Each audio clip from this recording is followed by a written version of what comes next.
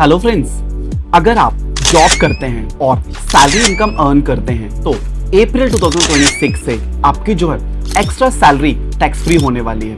1 अप्रैल 2026 से new income tax act 2025 applicable हो रहा है और आज कॉमन क्वेश्चन सीरीज में हम लोग ये डिस्कस करने वाले हैं कि बीइंग अ सैलरीड एम्प्लॉय ऐसे कौन से परक्यूजिट्स और अलाउंसेस हैं जो न्यू इनकम टैक्स एक्ट के हिसाब से फर्दर एक्स्ट्रा एग्जेम्पशन हमें प्रोवाइड करने वाले हैं। So let's start. New income tax rules 2026 में कुछ अलाउंसेस एंड एग्जेम्पशंस की लिमिट्स को रिवाइज किया गया है। तो समझते हैं ये कौन कौन से चेंजेस हैं जो इंप्लीमेंट हो रहे हैं। Everybody is aware that there are two tax regimes, old tax regime and new tax regime. अगर आपकी सैलरी जो है अप टू 12,75,000 है, so definitely undoubtedly you can proceed with new tax regime and 100% salary will be tax free up to 12,75,000। और अगर आपकी salary 12,75,000 से above है तो हम इन एग्जेम्पशंस और एग्जेम्पशंस का फर्दर बेनिफिट हम लोग जो है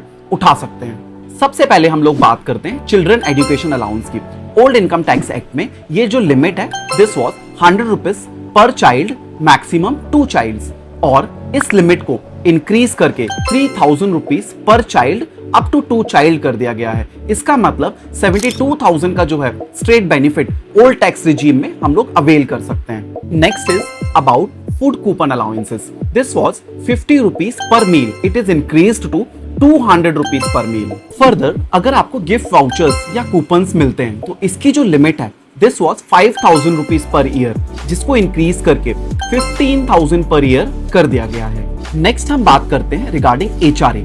एचआरए का बहुत मेजर कंपोनेंट जो है किसी के सैलरी स्ट्रक्चर में होता है। ये हम लोग इसकी जो लिमिट कैलकुलेट करते हैं this is 50% of the salary, और इस बार से 4 न्यू सिटीज को इस लिमिट में ऐड कर दिया गया है, जिसमें काउंट होता है Hyderabad, Bangalore, Pune and Ahmedabad. Next is about concessional loan.